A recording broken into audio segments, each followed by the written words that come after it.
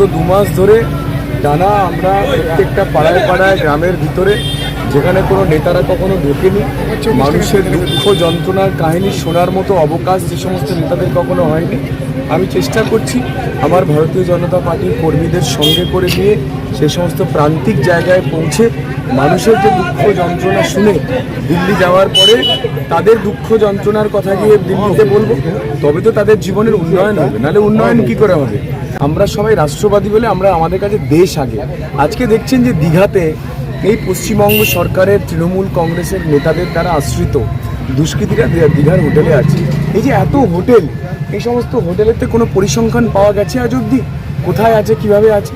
পুরোটাই তৃণমূলের দুষ্কৃতীরা এই হোটেলগুলোকে চালাচ্ছে এবং এখানে মৌলবাদীরা আছে, এখানে সন্ত্রাসবাদীরা আছে, এখানে সাম্প্রদায়িক দাঙ্গা লাগানোর জন্য দুষ্কৃতীরা সব হোটেলে হোটেলে জায়গায় জায়গায় ঘুরে বেড়াচ্ছে। আপনারা